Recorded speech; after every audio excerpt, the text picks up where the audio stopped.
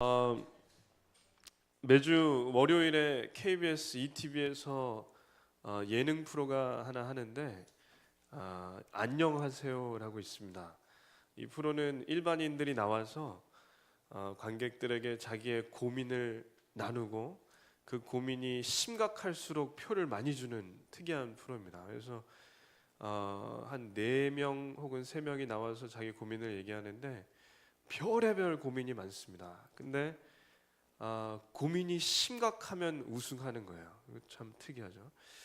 그래서 즐겨보지는 않지만 지난주에 어쩌다가 한번 봤는데 아주 인상 깊은 사연이 나와서 제가 좀 영상을 가져왔습니다. 한 고3 여학생인데 이 학생의 고민이 뭐냐면 자기 부모님이 아버지 어머니가 자기를 사랑하지 않으시는 것 같다고. 그래서 그런 고민을 하는데 한번 교회에서 TV를 보시겠습니다. 지금까지 가장 서운했던 것도 있어요? 어릴 때 서운했던 거는 그 엄마 아빠가 둘 다 맞벌이시고 그렇지. 9시, 10시에 이후에 오셔갖고 저는 할머니가 키우셨거든요. 근데 맨날 집에 오라고 했던 아빠는 집에 오면 없고 또 엄마도 없고 할머니는 또래처럼 막 그렇게 놀아주시지는 못하잖아요. 그렇지. 그래서 그때 많이 외롭고 힘들었구나. 지금은 다 이해하는데 그때만 생각하면 눈물이 나지? 네. 그때는 엄마 아빠가 너무 그리웠지. 네, 맞아요. 내가 필요할 때는 정작 없으셨으면서. 그래, 오늘 한 번만 다 생각하고 다 터는 날이면 괜찮아, 울어도 돼. 진짜 그 외로움 다 딸은 견뎌냈는데 그래도. 그럼. 맨날 찾으면서 집에는 없고 집에는 항상 2만 원씩 막 두고 가셨거든요. 근데 전 돈이 필요했던 게 아니라 사랑이 엄마 필요했어. 아빠랑 놀러 가고 싶었던 건데 엄마 아빠는 집에 오라만 하면서 없고 진짜 좋아하나 생각을 해서 물어봤어요. 할머니한테 버리고 간 거냐고. 할머니한테 버리고 간 거냐고. 근데 말은 안 하시고 화만 내시면서 막 또 부시고 막 그러니까 던지고 그러니까 좀 그런 게 가장 서운했던 것 같아요. 제가 아빠보다 더 나이 많거든요. 훨씬. 훨씬 많거든요. 세상을 이기는 힘은요, 사랑 가장 많이 받는 애들이 가장 세상을 이길 수 있는 힘이 생겨요. 난 늘 방황했어요. 지금도. 우리 아버지도 한 번도 내 맘 알지? 사랑 표현하지 않으면 나를 낳았다고 해서 저 사람은 날 사랑한다고 안다고 생각하죠? 아니요. 표현해줘야 돼요. 알려줘야 돼요. 아버지가 그렇게 못하면 엄마라도 번역해줘야 돼요. 아버지는 너를 사랑하는 거란다. 나도 너를 사랑하는 거란다. 아버지도 안 해줬고 엄마도 안 해줬어요. 끝끝내 안 해줬어요. 내가 50이 됐는데도. 그래서 우리 세 딸은 우리끼리 똘똘 뭉쳐서 받지 못한 마음을 우리끼리 해요. 또 세상을, 나머지 세상을 또 살아가야 되니까. 그래서 우리는 또 사랑해서 남한테 그 사랑을 또 줘야 되니까. 뭐 교육상이고 뭐 필요 없어요. 무조건 자식은 사랑 줘야 돼요. 그래야 세상을 나가서 이길 수 있는 힘이 생겨요. 살 수 있는 힘이 생겨요. 아끼면 뭐예요? 아버지 돈 벌으면 뭐예요? 얘가 아버지가 사랑하는 거 못 느끼는데. 엄마가 옆에서 아무리 사랑하면 뭐예요? 아버지의 사랑을 번역해주지 않는데. 얘가 못 느끼는데. 이 애가 느끼는 감정을 제가 느끼기 때문에 말씀드립니다. 저는 그것 때문에 50년을 방황했어요. 저는 그것만 얘기할게요. 네. 아버지는 바뀌어야 돼요. 그래서 그 이영자 씨 말대로 그 아이 아버지가 딸에게 잘 표현을 안 하니까 이 딸은 이제 방황을 많이 한 거고 이영자 씨도 그래서 좀 많이 방황을 했다는 거죠. 그게 별거 아닌 것 같은데 아이들에게는 아주 가장 큰 일인 것 같습니다. 그래서 저희 집부터도 잘하고 있는지 한번 생각해 봤습니다.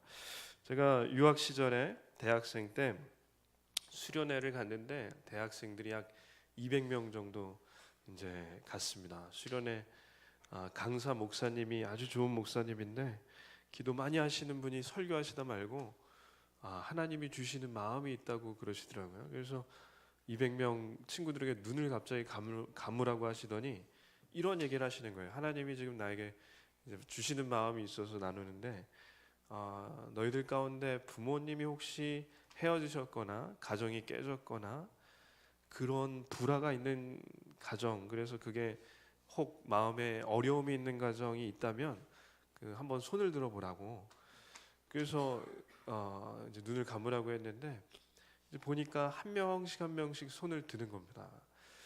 그래서 목사님이 눈을 꼭 감으라고 했는데 제가 이제 안 감았죠. 안 감고 이렇게 좀 봤는데 막 우는 거예요. 한 명씩 울고 이렇게 일어나라고 하셔서 일어나는데 제가 이렇게 실눈을 뜨고 보니까 200명 중에 100명 넘게 일어났어요.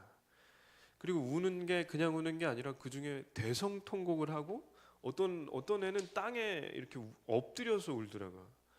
그래서 그 모습을 보면서 물론 저는 안 일어났습니다. 뭐 가정에 이렇게 불화가 있진 않았으니까. 근데 그 모습을 보면서 상당히 충격을 받았던 것은 제가 아는 친구들도 몇 명이 일어났는데 전혀 그렇게 보이지 않아요. 밝고 쾌활하고 농담도 잘하고 뭐 저런 그러니까 마음에 어떤 어려움이 있을 거라고 전혀 생각하지 않았던 친구들이 다 일어나니까 이제 깜짝 놀란 겁니다. 그리고 숫자적으로도 200명 중에 100명이 훨씬 넘게 일어나니까 그때 이제 알게 된 것은 뭐 오늘 이런 방송에도 나오는 것처럼 가정에 문제가 없는 집이 거의 없다는 거죠. 가정에 문제가 없습니다. 이 자리에서 가정에 문제 있는 분을 손드시라고 하면 어려운 일이니까 손을 들라고는 말씀 못 드리지만 가정 가운데 어려움이 없는 분은 한번 손들어 보십시오. 아무 문제 없다. 물론 아멘. 박남순 권사님은 가정뿐만 아니라 아멘. 괜찮습니다. 그래서 오늘 요셉이 주인공인데 요셉의 가정이 그런 가정이라는 겁니다. 요셉이 어떤 가정이냐면 역기능 가정이에요. 역기능. 온전한 기능을 할 수 없는 가정에서 요셉이 나왔습니다. 보십시오. 아버지 야곱이 12명의 아들을 4명의 아내를 통해서 낳았고 딸 하나를 낳아서 13명의 자녀가 있는데 그 중에 막내딸인 디나가 성폭행당하고 왔어요. 그날 야곱이 어떻게 했냐? 야곱은 가만히 있었다는 걸 아십니까? 야곱은 가만히 있어요. 뭐 충격을 받아서 그럴 수도 있지만 제일 많이 분해해야 되고 화내야 되는 아빠가 가만히 있고 오히려 아들들이 친오빠들이 가서 아예 쑥대밭을 만드는데 아버지는 그때 가만히 있었다는 거.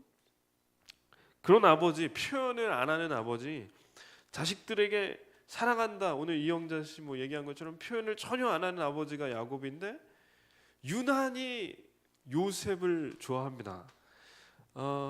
요셉은 티를 내서 좋아하는데 다 아시다시피 채색옷을 입히는 거죠. 채색옷 저렇게. 채색옷은 어떤 옷이냐면 번역하면 예쁘게 장식된 옷입니다.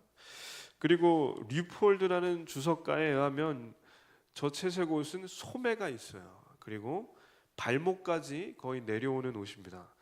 그것은 뭐냐면 왕족이나 귀족이 입는 옷이라는 거죠. 지금으로 치면은 백화점 명품 매장에 가서 명품 신사복 한 벌에 보니까 저는 공을 물론 산 적도 없지만 지나가다가 봤는데 공이 이렇게 있는데 제가 볼 때는 30만 원이면 괜찮은 거 아닌가 그랬더니 공이 하나 더 있어요. 300만 원. 명품 매장에 가면 그런 것처럼 요셉이 입은 옷은 그런 명품 옷이고 왜 그런 옷을 입혔나? 일을 안 시키는 겁니다. 아버지가. 형들은 어떤 옷을 입었냐면 그 당시 일할 때 옷은 반팔에 지금으로 얘기하면 반바지예요. 그래서 여기 도깨비 시장 가면 지나가다가 봤더니 티셔츠 10개 2만 원에 파는 거 봤어요. 그거예요. 지금으로 얘기하면 요셉은 뭐 200만 원짜리 정장을 입혀놓고 형들은 티셔츠 한 장에 2,000원짜리 10개 사와서 뿌리는 거죠. 그래서 왜 그러냐면 양떼를 몰고 양젖도 이렇게 짜야 되고 이게 많이 튀길 거고 양털도 깎고 일을 해야 되니까 형들한테는 그 옷을 입히는데 요셉은 일하지 말라는 겁니다. 그래서 아버지가 그렇다고 요셉을 아예 일을 안 시켰냐? 일을 하나 시켰는데 뭐냐면 형들이 일하는 데 가서 감시하는 게 일이었어요. 잘 하고 있나? 놀고 있나? 뭐 하나 아버지한테 보고하는 거죠. 그래서 한번 말씀 읽겠습니다. 야곱의 족보는 이러하니라. 요셉이 17세 소년으로서 그의 형들과 함께 양을 칠 때 그의 아버지의 아내들 비라와 실바의 아들들과 더불어 함께 있었더니 그가 그들의 잘못을 아버지에게 말하더라.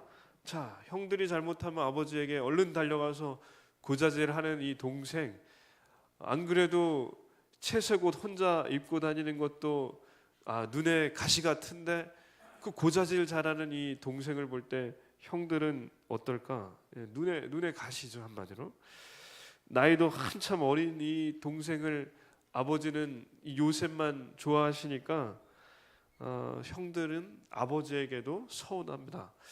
디즈니 영화사에서 만든 영화 중에 이집트 왕자가 있어요. 이집트 왕자. 그 영화가 만화 영화인데 거기에 보면은 이게 주인공이 요셉이고 아주 잘 만들었습니다. 형들은 반팔에 우통까지 안 입고 저렇게 쟁기질하고 양털 깎고 아주 힘들게 일하는데 요셉이 뭐 하냐면 놀러 다녀요. 채색 옷 입고 들판을 뛰어다니고 공놀이하고 형들이 잘하나 안 하나 감시하고 있죠. 그때 형들의 표정이 이게 만화 영화인데 굉장히 잘 만들었습니다. 요셉을 볼 때 표정이 저런 겁니다. 저런 거. 형들이 요셉을 잡아먹지 못해서 벼르는 거죠. 한번 말씀을 또 읽겠습니다.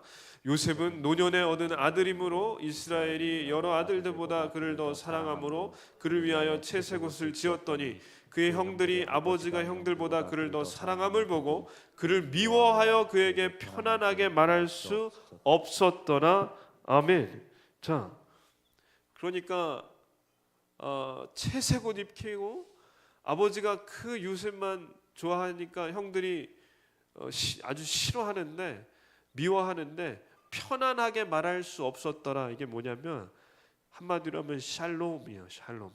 평안하십니까? 우리가 인사할 때 식사하셨습니까? 하는 것처럼 이 사람들은 지금도 이스라엘 사람들은 인사가 샬롬, 평안하십니까? 그러는데 형들이 동생인 요셉에게 인사도 안 했다. 예, 그게 말씀이에요. 그러니까 왜 인사 안 하냐? 너무 불편하니까, 미우니까. 편안하냐? 그 인사 한마디도 잘 안 했다는 겁니다. 야곱의 입장에서는 저는 왜 아버지가 그랬을까 이해는 돼요. 왜냐하면 제가 그렇게 사랑하는 여자인 라헬을 14년 동안 일해주고 얻었는데 자기가 원하지도 않았던 언니 레아와 결혼했고 비라와 실바는 둘이 언니 동생이 아기 낳기 전쟁하면서 이 시바지에서 얻은 여자들이기 때문에 라헬 빼고는 나머지 3명의 아내는 그렇게 좋아하지 않아요. 거기서 아무리 자녀들이 많이 11명, 12명 나왔어도 좋아하는 마음이 없고 이 라헬만 좋아하는데 라헬이 막내인 베냐민 낳다가 일찍 죽었습니다.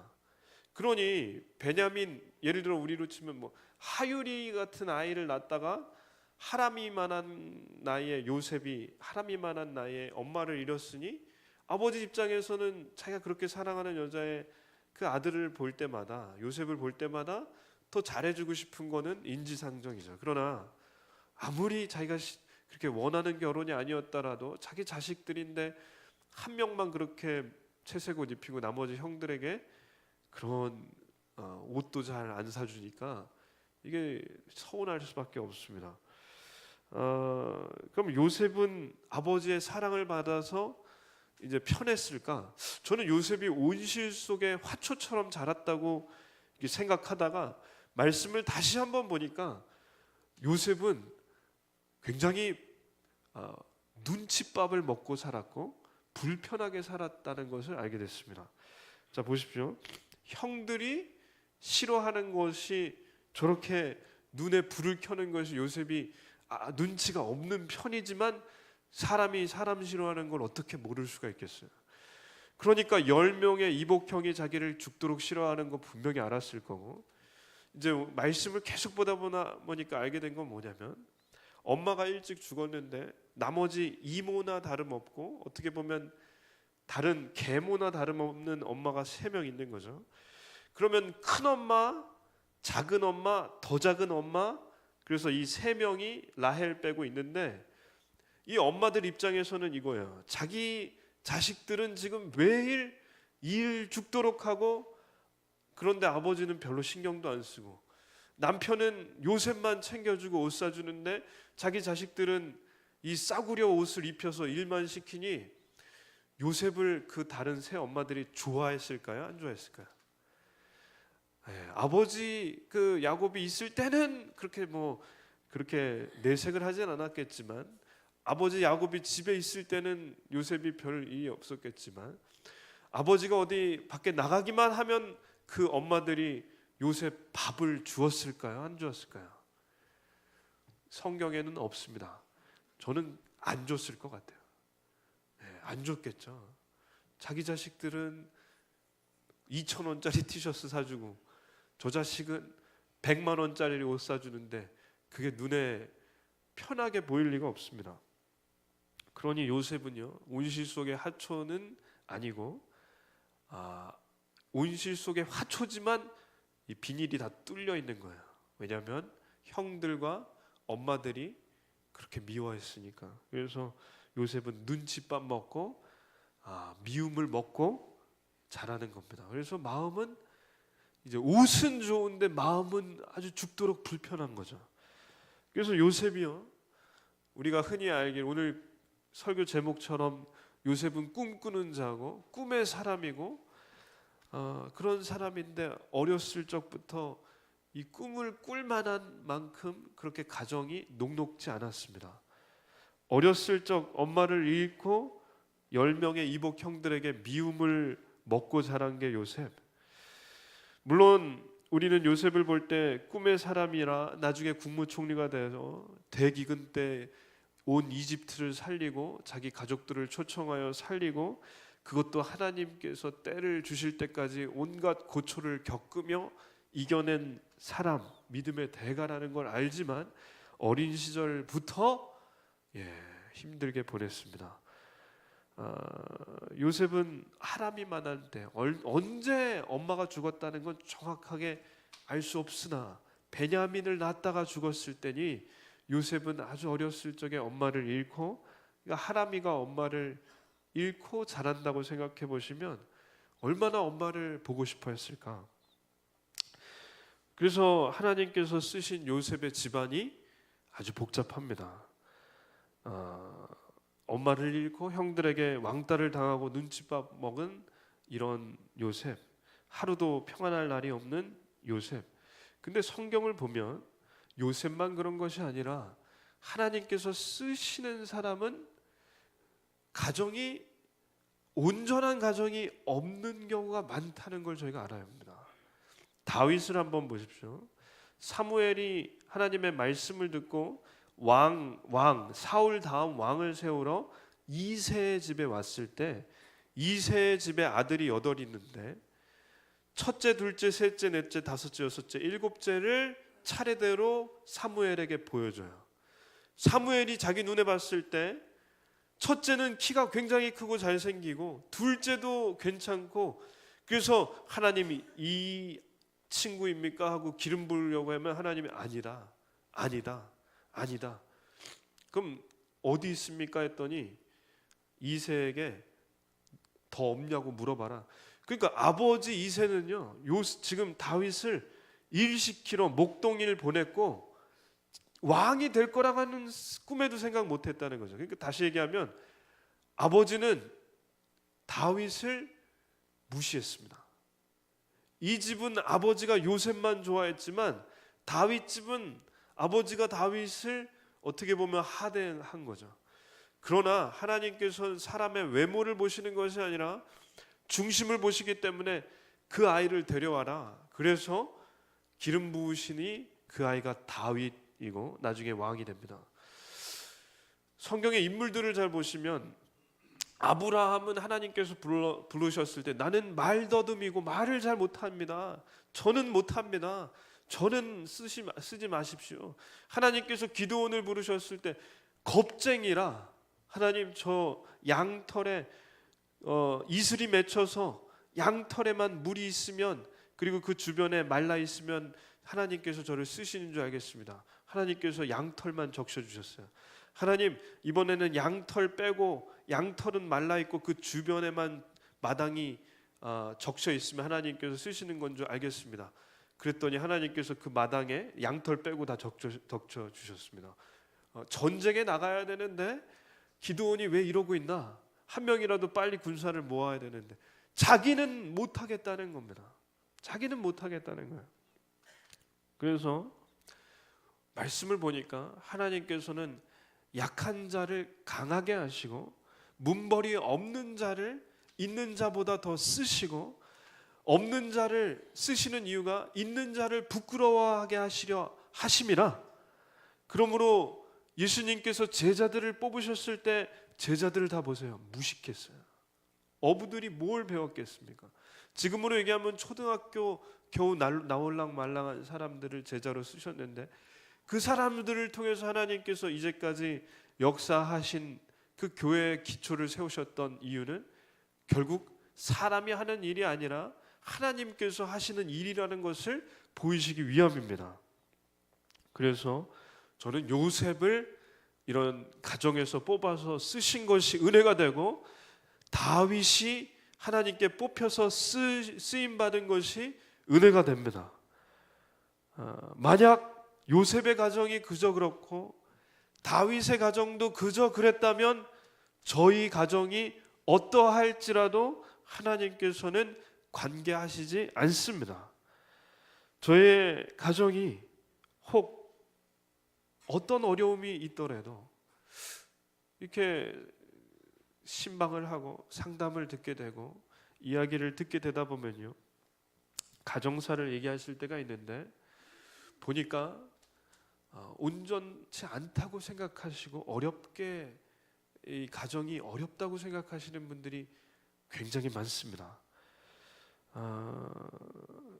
그래서 가족 간에 불화가 있고 헤어지신 분들도 있고 그런 가정이 많은데 그것이 하나님께서 보실 때 약점일 수 있고 저희 눈에 볼 때도 약점일 수 있지만 요셉의 가정이 이제까지 들었던 어떤 사연보다 더 심각한 집이라는 걸 저희가 알아야 합니다. 그러므로 혹 부모님이 이혼하셨거나 혹 어머니나 아버지가 일찍 돌아가셨거나 그래서 힘든 어린 시절을 보내셨거나 부모님과 혹 불화가 있으시거나 혹 자녀들과 불화가 있으시더라도 요셉의 가정을 쓰신 하나님께서는 저희를 쓰실 줄을 믿습니다. 자, 요셉은요 재밌는 게 눈치가 없습니다.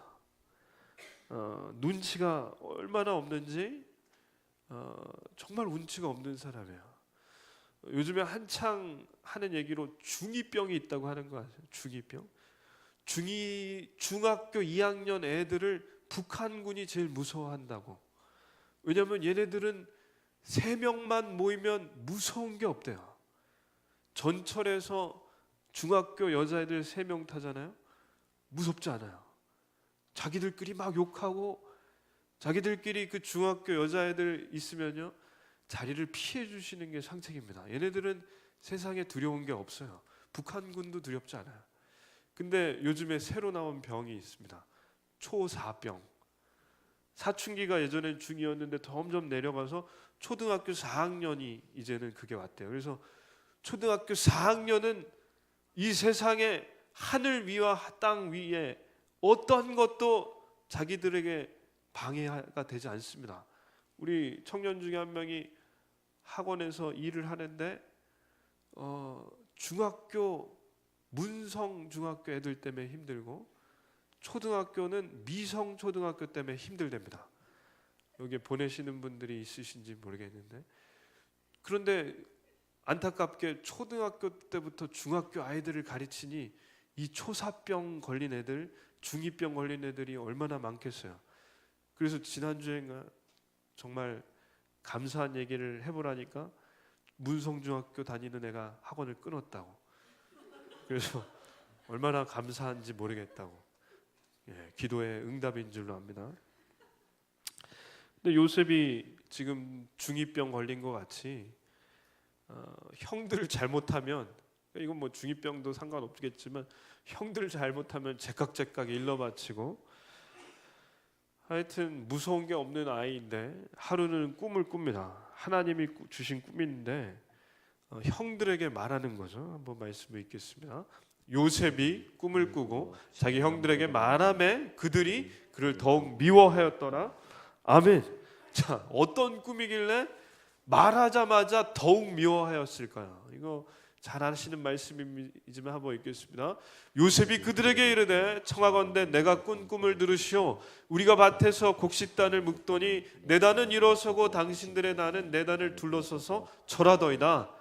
영화에서 좀 장면을 가져왔으니까 보십시오. 그러니까 형들이 있고 자기 요셉이 이렇게 꿈에서 있는데 곡식에 단을 묶죠. 이렇게 단을 묶어서 세워놨더니 형들도 단을 가져오는데 이렇게 자꾸 쓰러지는 거예요. 쓰러지면서 저 모양이 절하는 거죠. 요셉이 가지고 온 단에.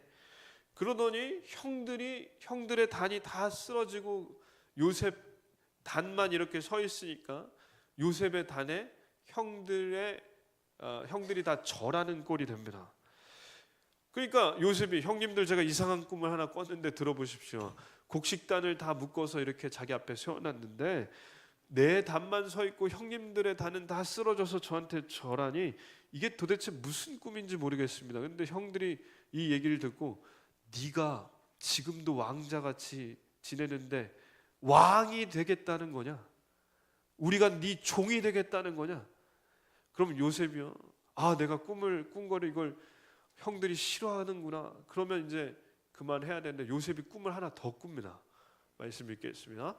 그의 형들이 그에게 이르되 내가 참으로 우리의 왕이 되겠느냐 참으로 우리를 다스리겠느냐 하고 그의 꿈과 그의 말로 말미암아 그를 더욱 미워하더니 요셉이 다시 꿈을 꾸고 그의 형들에게 말하여 이르되 내가 또 꿈을 꾼즉 해와 달과 11별이 내게 절하더이다 하니라. 아멘. 자, 해와 달과 11별, 해는 아버지이고 달은 어머니를 상징하고 11별은 11 형제를 상징합니다. 근데 절한다는 거예요. 그러니 요셉이 왜 눈치가 없냐? 아까 전에 그 꿈 얘기했을 때 11단이 자기에게 절한다고 했으니 형들이 기분 나빴으니까 이 꿈은 그냥 숨겨도 되는데 그걸 굳이 형에게 말하는 겁니다. 그때 형들이 분노가 폭발하기 일보 직전이라 이 자식을 바로 죽일까 말까 그 상태까지 가요. 10절까지 읽겠습니다. 그가 그의 꿈을 아버지와 형들에게 말하매 아버지가 그를 꾸짖고 그에게 이르되 내가 꾼 꿈이 무엇이냐? 나와 내 어머니와 내 형들이 참으로 가서 땅에 엎드려 내게 절하겠느냐? 아멘. 자, 형들이 도저히 참을 수가 없습니다. 아버지도 이 형들이 요셉을 어떻게 할까봐 걱정이 될 만큼 이상한 꿈을 요셉이 얘기했습니다. 그래서 오늘 말씀은 여기까지이고 다음 주에는 형들이 요셉을 구덩이에 쳐넣는 말씀으로 이어집니다. 그러면 요셉이 참 눈치가 없는데 형들이 뻔히 싫어할 얘기를 왜 굳이 했을까? 근데 오늘 말씀을 잘 보시면 이걸 저희가 발견해야 됩니다. 요셉은요 해맑다는 걸 아십니까? 요셉은요 저희가 이걸 그냥 볼 때는 요셉이 천덕꾸러기이고 아니 형들 약 올리려고 이런 얘기하는 거 그것만 생각하는데 요셉이 미숙하고 어려서 온실 속에 화초라 그런 거 아닌가 그렇게 생각할 수 있는데 저희는 요셉의 입장이 되어 보면 보이는 게 있습니다. 뭐냐면 요셉은요 형들 약 올리려고 하는 얘기가 아니에요. 요셉은 지금 너무 좋은 겁니다. 뭐가 좋냐면 하나님께서 꿈을 자기에게 주신 것이 좋은 겁니다. 그게 주체할 수 없이 좋은데 그걸 얘기할 사람이 없어요. 그러니 옆에 있는 게 형들뿐이라 형들에게 얘기한 것이지 그 꿈이 무슨 뜻인지도 몰라요. 사실은 형들이 화날 만한 내용인지도 분간을 못해요. 그러나 저희가 요셉에게 알 수 있는 것은 요셉은요, 하나님께서 주신 꿈이 감사한 겁니다. 요셉에겐 하나님께서 자기에게 직접 말씀해 주신 것이 감사한 겁니다. 그걸 얘기하는 것뿐입니다. 예수님이 말씀하신 거예요. 팔복에 보면 마음이 청결한 자는 복이 있나니 저가 하나님을 볼 것이며, 요셉은 마음이 청결한 거예요. 지금 보세요. 아버지에게 사랑을 받지만 형들의 미움을 받고, 어머니 말고 어머니는 일찍 돌아가셔서 얘가 어린 애가 엄마가 일찍 돌아가시고 얼마나 외로웠겠어요. 아버지가 옆에서 항상 채색 입혀주시지만 아버지의 사랑으로 채울 수 없는 이 빈 공간을 항상 고민하며 자랐을 요셉에게 하나님께서 꿈을 얘기해 주시니 직접 말씀해 주신 요셉은 이 뻥 뚫린 가슴이 채워주는 것이고, 어머니의 빈 자리를 하나님께서 채워주실 때 요셉은요, 그것이 기뻐서 전하지 않을 수가 없는 겁니다. 요즘에 우리 교회에도 그런 분이 한 분 계신데 프라이버시 때문에 얘기는 하지 않겠습니다. 매일 아침에 눈을 뜨면 너무 좋대요. 본인이 성령 충만하대요. 그래서 본인 성령 충만은 남이 봤을 때 충만하다고 할 수 있는데 본인이 성령 충만하다고 하니 믿을 수밖에 없는 겁니다. 그러나 성령 충만하다는 것 때문에 기쁠 수 있다면 그것이 진짜 복인 줄로 믿습니다.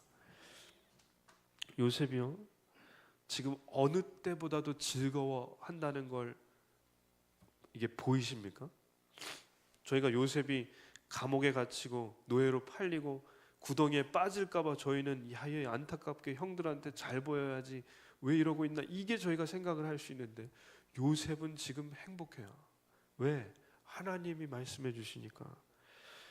철딱선이 없는 거 그게 아니라 하나님께서 말씀해 주시면 그대로 믿는 사람이 요셉입니다. 제가 질문해 보고 싶은 것은 하나님께서 주신 마음 때문에 설레이신 적이 있으십니까? 그러니까 하나님께서 주신 꿈 때문에 그게 기대가 돼서 잠이 안 오신 적이 있으십니까? 지금 혹시 그러신 분이 있으십니까? 저희는 요셉이 이 다음에 구덩이에 빠질 것이 보여서 요셉이 안타깝지만 요셉은요, 지금 17살에 제일 행복해요. 하나님을 만났기 때문에. 저희가 요셉처럼 되기를 원합니다. 가정이 어렵죠. 어려운 가정이 많죠. 근데 어려운 가정도 있고, 한 집사님은 교회에서 예배 드릴 때는 은혜를 너무 많이 받고 너무 좋고 눈물을 흘리고, 그러다가 집에 가면 남편이 너무 밉대요. 심지어 죽이고 싶은 마음이 들 만큼. 그러다가 교회 오면 다시 회개하고 잘못했습니다 하나님. 그러다가 집에 가면 또 남편이 밉다고. 그래서 목사님 이게 정신병이 아닙니까? 정신병은 아닙니다. 근데 그 얘기를 하실 때 한 번은 이런 얘기를 하시더라고요. 남편이 미워 죽겠는데 잠자는 모습을 볼 때 한 번은 불쌍하게 보이더라고, 남편분이. 그것도 참 큰 은혜입니다. 남편분이 불쌍하게 보일 리가 없습니다. 그게 하나님 주신 마음이라고 믿습니다. 가정 가운데 어려움이 있고 불화가 있고 그런 집이 혹 있으시다면 오늘 저희는 요셉을 보기를 원합니다. 요셉이 그런 가정에 태어난 자녀이지만 17살에 엄마 없이 형들의 미움과 계모들의 미움 가운데 있었지만 하나님이 만져주시고 만나주시니까 요셉이요, 이제 천국을 사는 겁니다. 저희가 요셉처럼 하나님께서 꿈을 주시면 그걸 부담으로 여기는 건 죄입니다. 하나님께서 꿈을 주시면 주위 사람들 생각하고 고민하고 눈치 보면 아무것도 못합니다. 말씀 마무리하려고 하는데 이찬수 목사님이 제가 설교를 들어보다가 아주 재밌으면서 의미심장한 말씀을 하시더라고요. 목회를 하면서 한 가지 원칙이 있는데 이런 얘기를 하세요. 개는 짖어도 기차는 간다. 네, 한번 따라 하시겠습니다. 개는 짖어도 기차는 간다. 예, 개가 누구라고는 얘기 안 하시지만 하나님께서 주신 꿈이 있으면 그 기차는 갑니다. 옆에서 누가 뭐라고 해도 혹 개가 짖어도 하나님께서 주신 꿈에 설레이면서 가는 게 목회자이고 마찬가지로 하나님의 꿈에 설레하면서 사는 게 성도입니다. 그러므로 오늘 요셉을 볼 때 요셉이 어려운 가정에서 그리고 그 꿈을 받았을 때 어떻게 반응했는가? 주위에 전하지 않으면 안 될 만큼 설레었다는 거. 그게 요셉이었고 그래서 하나님께서 쓰셨다는 거. 저희가 요셉같이 청결한 마음이 맑은 그런 은혜를 받기를 소원합니다.